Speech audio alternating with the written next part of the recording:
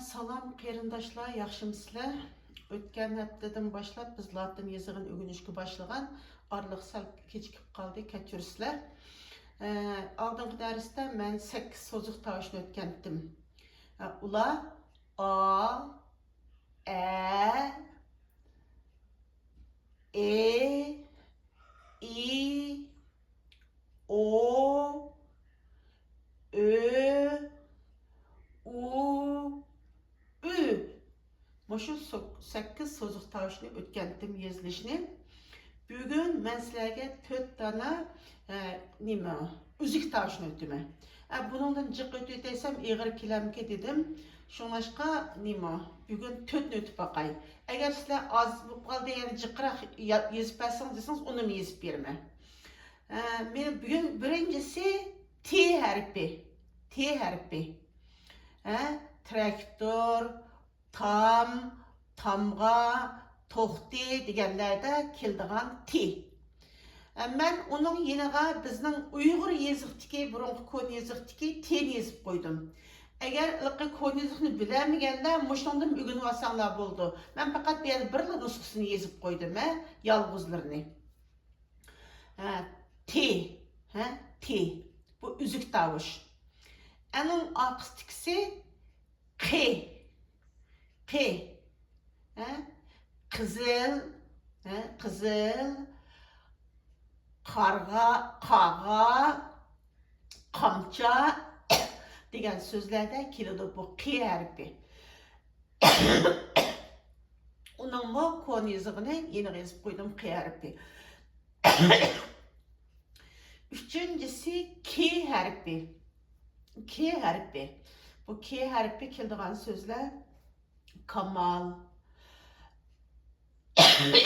Kazım, müştaq isimlarda kamalet, yetişken adamların kamalet yetken deyimiz o. Müşunun keldiğen K. Bu K hərfinin kon yazığını yeni yazıp koydum. Dördüncüsü M hərfi. Latince M hərfi. M hərfini adətdə mən, mana, məmləkət, mərdan degan yerlərdə başta M hərfi keldi qeyrindaşlar. Başta M hərfi keldi. Onun latincesini sol tərəfə, kon Uyğur yazığını on tərəfə yazıb qoydum. Endi bu Latin yazığının yanında həmimizdə yenida bir kiçik hərf durdu qeyrindaşlar. Bu şu hərfinin kiçik yazılışı. Yani birisiga mandaq yazıq deyəsək, o texmi asanraq oldu. Bu hər bir hərfinin kiçigi. Məsələn, T'nin kiçigi, yenidikisi T'nin kiçigi. Q'ninki kiçigi, yenidiki. Bir qarasana 9'ga oxşap qaldığan. K'nin yendiki yazğınım mı? K'nin kiçigi. M'ninkini yendiki yazğınım mı? M'nin kiçigi.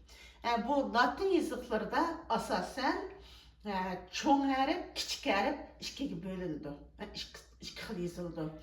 Endi adətdə İngilizlarda Latin yazığı, İngiliz yazığı, Slavyan yazıqlarda qandaq ki onu bilməyim, işte yazıqlarda isimler, bopma isimler çoğ hərf yazıldı.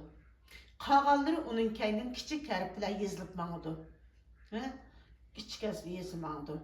Məsələn, xas isimler deyili. Mesela benim ismim desek xasım. Xasım. Ben muş ismimdeki 5'deki harfini en çoğun bilen yazma, yandakilerini küçük yazma. Küçük yazma. Şunlaşqamış isimlerde baş harfi çoğun geliyor. Ama bizden Uygur yazıqda, konu Uygur yazıqda çoğunu küçüğü degen yok.